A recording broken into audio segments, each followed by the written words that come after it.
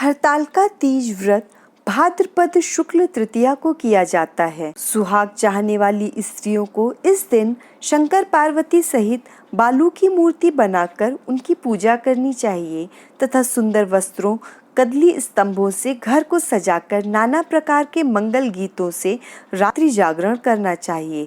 समस्त सुहाग सामग्री पार्वती जी को तथा धोती अंगोछा शिव जी को चढ़ाया जाता है। फिर 13 प्रकार के मीठे व्यंजन बनाकर उस पर रुपये रखकर बायना निकालकर सासू जी के पैर छूकर देने चाहिए। पूजन के बाद कथा सुने। इस व्रत को करने वाली स्त्रियां पार्वती के समान सुखपूर्वक परिरमण करके शिवलोक को जाती हैं। हरतालिका तीज व्रत कथा।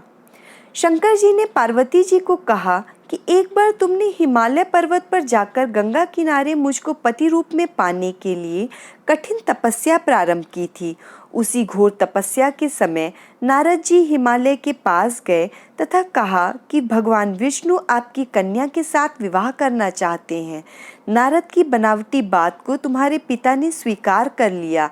फिर नारद जी विष्णु जी के पास गए और कहा कि आपका विवाह हिमालय ने पार्वती के साथ करने का निश्चय किया है, आप इसकी स्वीकृति दें। नारद जी के जाने के पश्चात हिमालय तुम्हें भगवान विष्णु के साथ निश्चित किया गया विवाह संबंध बतलाया। यह बात सुनकर तुम्हें अत्यंत दुख हुआ।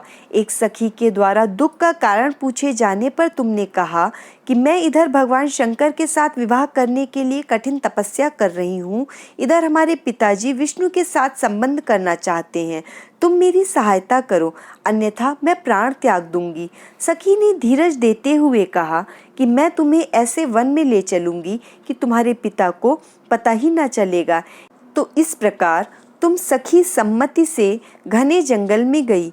इधर तुम्हारे पिता हिमालय घर में इधर उधर खोजने पर जब तुम्हें नहीं पाए तो बहुत चिंतित हुए, क्योंकि नारद से विष्णु के साथ विवाह करने का वचन दे चुके थे। वचन भंग की चिंता ने उन्हें मूर्छित कर दिया। तब सभी पर्वत यह तथ्य जानकर तुम्हारी खोज में लग गए। उधर सखी सहित तुम सरिता किनारे की गुफा में मेरे नाम पर तपस्या करने लगी। भाद्रपद शुक्ल पक्ष तृतीया को उपवास रहकर तुमने सिकता का शिवलिंग स्थापित करके पूजन किया तथा रात्रि जागरण भी किया। तुम्हारे इस कठिन व्रत के कारण मुझे तुरंत तुम्हारे पूजन स्थल पर आना पड़ा।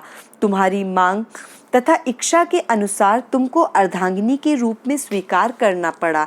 तत्पश्चात मैं तुरंत कैलाश पर्वत पर चला आया। प्रातः वेला में जब तुम पूजन सामग्री नदी में छोड़ रही थी, उसी समय हिमालय राज उस स्थान पर पहुंच गए। वे तुम दोनों को देखकर पूछने लगे, बेटी तुम यहाँ कैसे आ गई? तब तुमने विवाह वाली बात सुना दी। वे तुम्हें घर बुला लाए। तब शास्त्र विधि से तुम्हारा विवाह मेरे साथ हुआ।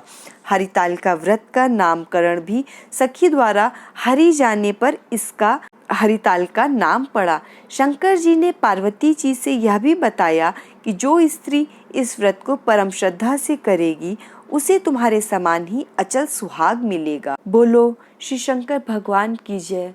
बोलो माँ पार्वती जी की जय।